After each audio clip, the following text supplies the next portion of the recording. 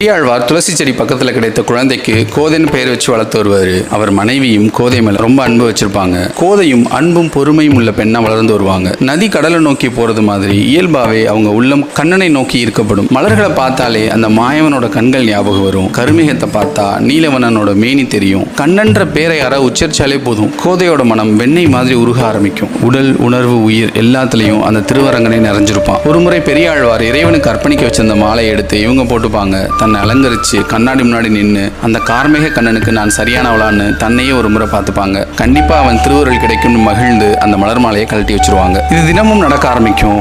ஒரு முறை கோதை மாலை சுடும்போது பெரியாழ்வார் பார்த்துருவாரு. அவரோட வாழ்க்கையே அந்த மாலை அர்ப்பணிக்கிற திருத்தொண்டு தான். பொதுவா இறைவனுக்கு மலர் அர்ப்பணிக்கும் போது அதை முகர்ந்து கூட பார்க்க கூடாதுன்னு சொல்லுவாங்க. ஆனா கோதை அதை எடுத்து போட்டிருப்பாங்க. பெரியாழ்வாருக்கு அதை பார்த்ததும் பொறுக்காது. கோபத்துல கோதைன்னு கத்துவாரு. அது வரைக்கும் அவங்க அப்பாவை கோதை அப்படி பார்த்ததே இல்லை. பயத்துல நடுநடுங்கி நிற்பாங்க. இறைவனுக்கு அர்ப்பணிக்க வச்சிருந்த மாலையை கோதை போட்டிருந்ததை பார்த்ததும் கோபத்துல கோதையை திட்டி மாலையை கழட்டி வைக்க சொல்லுவாரு பெரியாழ்வார். கோதையும் அந்த மாலையை கழட்டி வச்சுட்டு அழுதுட்டே போயிடுவாங்க. பெரியாழ்வார் அந்த மாலையை கோவிலுக்கு அர்ப்பணிக்காம வருத்தத்திலேயே வீட்லயே இருந்துருவாரு. அன்னைக்கு இரவு திருமால் அவர் கனவுல வந்து, அன்பனே தினமும் எனக்கு மாலை கொண்டு வருவ, இன்னைக்கு ஏன் வரலன்னு கேட்பாரு. பெரியாழ்வார், எம்பெருமானே என் தொண்டுல ஒரு தவறு நடந்து போச்சு. இன்னைக்கு உங்களுக்கு கட்டி வச்சிருந்த மாலையை என் மகள் எடுத்து போட்டுக்கிட்டா மன்னிக்கணும்னு வேண்டுவாரு. உடனே திருமால், உனக்கு தெரிஞ்சது இன்னைக்கு தான், ஆனா அவள் தினமும் அப்படிதான் செய்யறா. அவள் சூடி கொடுத்த மாலை தான் எனக்கு மனம் மிகுந்ததா இருக்கு. அதனால அப்படியே தினமும் எனக்கு மாலை கொண்டு வான்னு சொல்லிட்டு போயிடுவாரு. பெரியாழ்வாருக்கு ஒரே ஆச்சரியம் ஆயிடும். தினமும் கோதை கிட்ட மாலையை சூட கொடுத்து வாங்குவாரு. அப்ப கோதையை பார்த்து, நீ என்னை ஆண்டாளேன்னு சொல்லி அனுப்பிச்சுப்பாரு. கோதைக்கு திருமண பருவம் வரும்.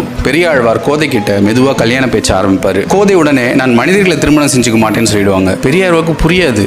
வேற யாரை திருமணம் செஞ்சுக்க போறேன்னு கேட்பாரு. நான் திருவரங்கனை தான் கல்யாணம் பண்ணிக்குவேன்னு சொல்லிடுவாங்க. பெரியாழ்வார் அதிர்ச்சி ஆயிடுவாரு.